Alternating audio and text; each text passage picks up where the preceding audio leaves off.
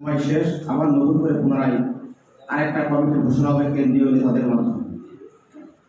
যাই হোক, আপনারা জানেন বিগত সময় আমরা যে রাজনীতি করেছি, বিগত সময় যে মিছিল আন্দোলন করেছি, অনেক কিছু জ্বালা যন্ত্রণা, স্বৈরাচার সরকারের যন্ত্রণা বাধা উপেক্ষা করে আমাদের রাজপথে মিছিল মিটিং আন্দোলন করতে হয়েছে।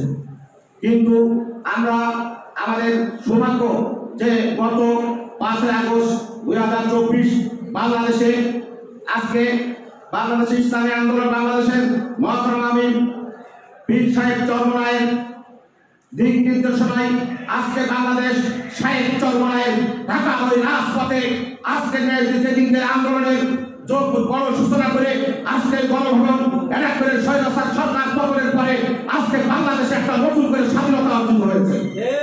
কিন্তু আজকে 2024 সালে স্বাধীনতা আসার পরে যে সাহেব চরমনায়ের হাত ধরে বাংলাদেশে নতুন স্বাধীনতা আসছিল, এইটাও অনেকে বৈষম্য তৈরি হয়েছিল। এইটা নিয়ে অনেকে বলছিল যে আমরা মাস্টার নাই, অমুক মাস্টার নাই, তমুক মাস্টার নাই। কিন্তু আপনার দেখেন আলো কোনোদিন থেকে রাখা যায় না, সেই আলো ঠিক একদিন বেরিয়ে আসবে। আর বর্তমান সময়ে বাংলাদেশের না সমস্ত বিশ্বে এই আলো ছড়িয়ে পড়া শুরু করেছে। যার উদাহরণস্বরূপ আপনারা দেখতে পেয়েছেন গত সময়ে পীর সাহেব চরমনায়ের কাছে বিভিন্ন বড় বড় দল আজকে পীর সাহেবের কাছে সৌজন্য সাক্ষাতে যাচ্ছে। তাহলে আমরা কি বুঝবো? যারা একসময় আমাদেরকে তিরস্কার করেছে আজকে তারাই বলছে ইসলামী আন্দোলন বাংলাদেশে আজকে একটা বড় ভোট ব্যাংক তৈরি করেছে।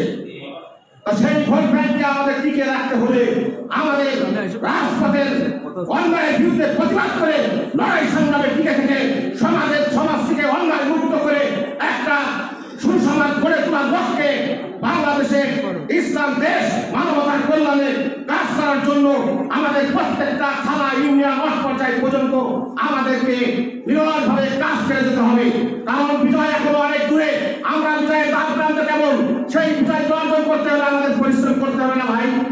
তাই আমরা ইনশাআল্লাহ পীর সাহেব চরমনাই বাংলাদেশে যখন যে সময় রাজপথে আমাদেরকে আহ্বান জানাবে আমরা রাজপথে নামার জন্য প্রস্তুত থাকবো ইনশাআল্লাহ।